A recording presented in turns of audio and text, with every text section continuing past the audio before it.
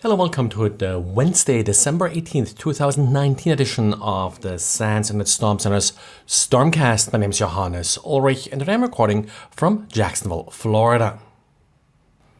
I took a closer look today at the DNS over HTTPS implementation between Firefox and Cloudflare and published some sort of initial results of some experiments here. First of all, about identifying these connections. Now, the idea here is, of course, that if you don't necessarily know the IP address the user is connecting to, for example, they're using their own DNS over HTTPS endpoint, well, yes, you can sort of profile the connections and figure out that they're probably doing DNS over HTTPS. One sort of giveaway is that the payload sizes for the TCP packets with DNS over HTTPS are a lot smaller on average than the ones for regular HTTPS traffic. Regular HTTPS traffic, if you're downloading files and such, you're typically downloading more data for a particular request, which means that pretty much the segment size, so the amount of data being sent in each packet, fills the entire MTU. So it's around 1400 and plus bytes of payload length. For DNS over HTTPS, you typically deal with shorter transactions. So what you will see is shorter packets, typically less than 500 bytes in length. And an interesting sort of three spike pattern here that I found when I looked at the size frequency. We'll probably have more about this on Thursday, including how to decode some possible queries and the like that may be sent over HTTPS. Right now I'm focusing a little bit on the Firefox to Cloudflare connection because that's sort of the most common and most mature implementation at this point probably, but also looking at other implementations to see if I see different issues. And Vice had some penetration testers take a closer look at the security of Ring cameras. This comes at the tail of a number of reports where users of Ring cameras found that attackers had access to their cameras. Now, the way this typically happens is by an attacker logging in via Ring's portal.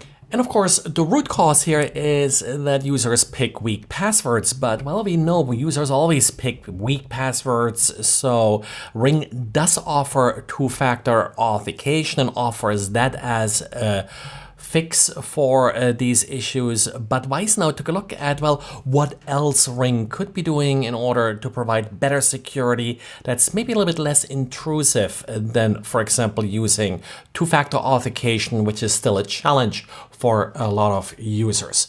What I found, for example, is that Ring doesn't even have sort of that simple, sometimes called 1.5-factor authentication, where there's a cookie on your system, and if you log in from a new system, you do have to go through some additional procedure, or maybe an SMS message on email is being sent to the account holder telling them, hey, some new user registered for your camera.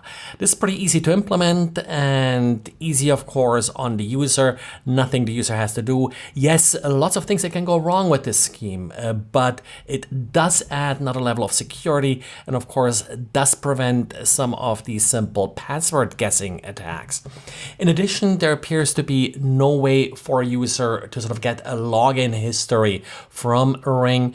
Like, that's another sort of way how you can check, hey, is anybody sort of abusing my camera? Who else is connected to it? So this would be another thing that wouldn't really sort of overburden users and would be something that Ring could use to help out its users. It's really one of those things where companies really want to make their products as easy to use as possible because after all, that's usually the driver for sales. For Ring, it may be now in the stage where it turns a little bit against them with all the bad news about how their cameras are getting abused. And in many ways, I think this is sort of a little bit where the IoT security issues are developing when it comes particularly to these home-based devices. They're typically behind some kind kind of NAT firewall, so a lot of the direct attacks really don't matter so much, but all of these devices are connecting back to some kind of cloud service, and that now sort of turns out to be the real weakness for these devices.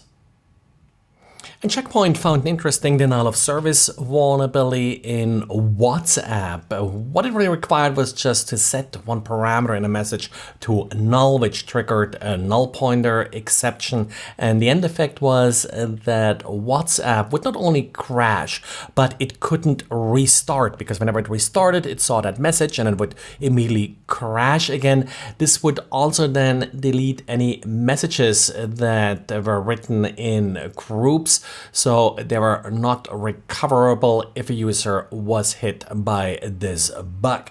WhatsApp has fixed this problem now, so just make sure you update. Well, and that's it for today. Thanks again for listening, and talk to you again tomorrow. Bye.